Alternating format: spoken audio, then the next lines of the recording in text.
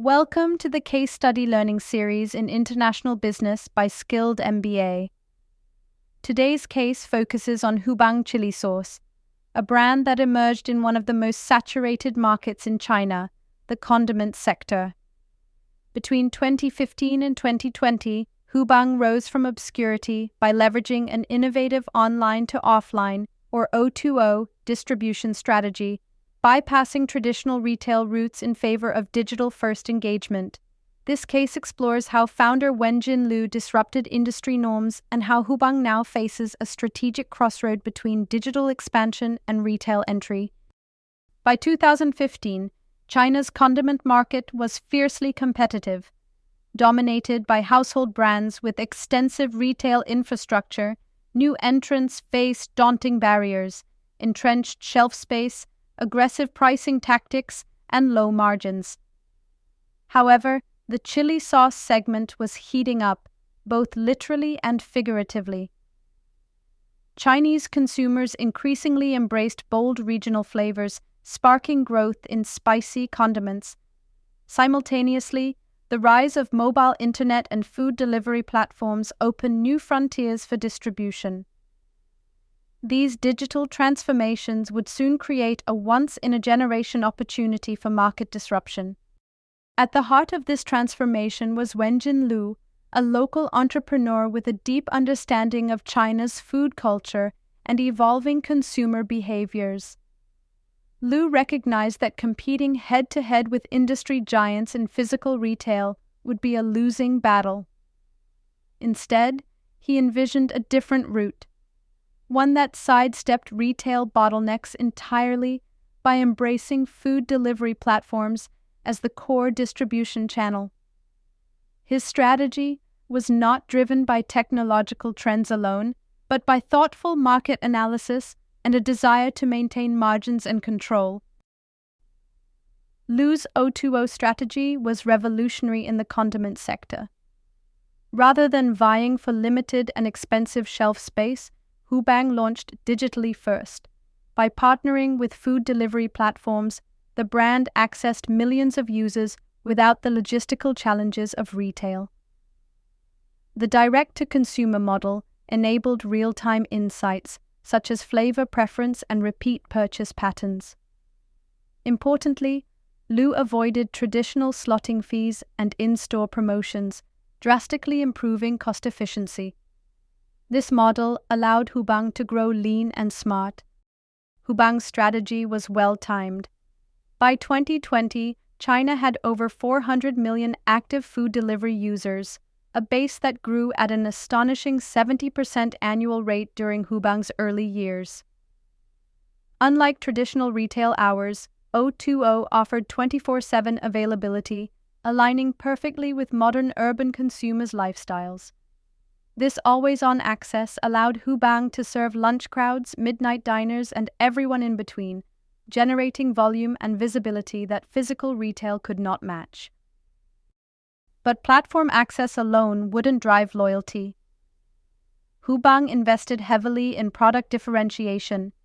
Its authentic recipes were inspired by diverse regional Chinese flavors, offering something familiar yet distinctive. The use of premium ingredients, including natural chili varieties and no additives, appealed to health-conscious millennials. And the packaging was designed specifically for food delivery, secure, compact, and single-use friendly, reducing waste and maximizing freshness. This product-market fit helped Hubang carve out a distinctive niche even without physical store presence. Between 2015 and 2020, Hubang demonstrated consistent year-over-year growth, achieving success without traditional mass media marketing or brick-and-mortar channels. 4 key factors fueled this rise: strategic positioning that avoided direct competition, channel innovation that turned O2O platforms into product launchpads, a digital consumer base that resonated with urban tech-savvy foodies, capital efficiency, which kept customer acquisition costs far below industry averages.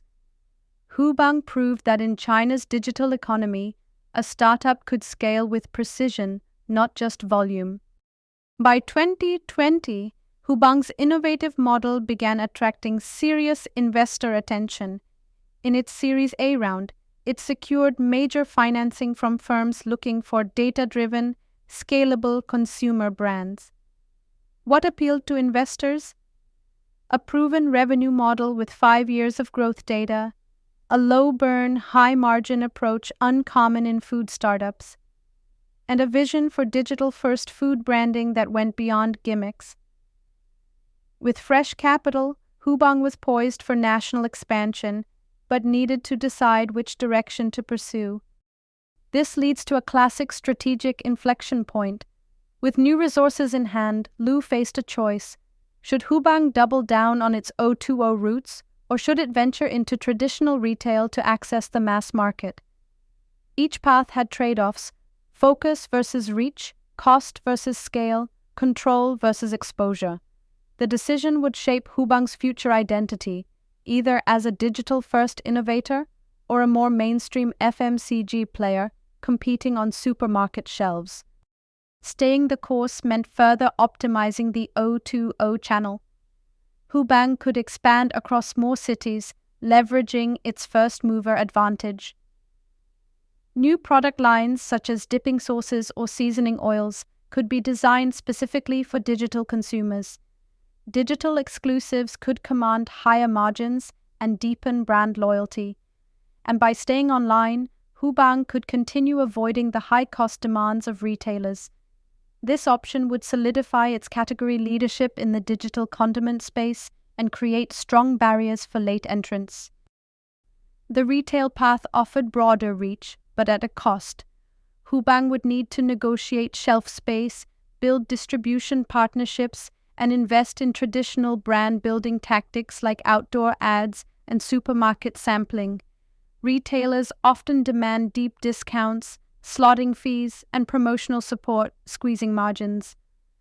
While retail would bring exposure to older and rural consumers, it would also increase operational complexity. The risk? Diluting the digital-first identity that had set Hubang apart. Still, entering retail could unlock a mass market that digital alone might never fully capture. The financials were clear. Strategy component, O2O focus, retail entry, initial investment, moderate high operating margins, 25 to 30%, 15 to 20%, break-even timeline, 6 to 12 months, 18 to 24 months. Market reach, digital first, mass market, competitive intensity, moderate very high retail offered scale but burned cash. O2O offered efficiency but narrower reach. Lu had to ask, which risk was more manageable? To make a sound decision, Lu needed to consider 3 things. Consumer behavior. Was the O2O shift a pandemic spike or a permanent trend? Surveys showed urban consumers increasingly preferred digital ordering even post-COVID. Competitive response. How long before big condiment brands entered O2O? Could they replicate Hubang's delivery-first DNA? Brand perception. Would going retail dilute Hubang's innovative image? Or would it enhance credibility among new audiences?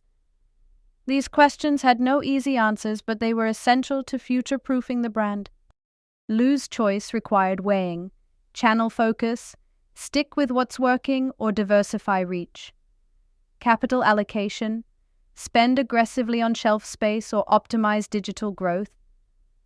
Brand DNA, remain a challenger brand or mature into a household name. Competitive timing, move fast into retail or protect first-mover advantages. The wrong choice could stall momentum. The right one could define Hubang's next decade. Hubang's story is not just about chili sauce. It's about navigating growth in a market where speed, technology, and consumer behavior are reshaping entire industries. Wenjin Lu's digital-first approach redefined how food brands launch in China. But now, with visibility, comes competition, and with investor capital comes pressure. The question is, can Hubang scale without losing its edge? Can a chili sauce startup become a national brand without becoming just another condiment? Only time and strategic clarity will tell. Thank you for watching the Case Study Learning Series in International Business by Skilled MBA.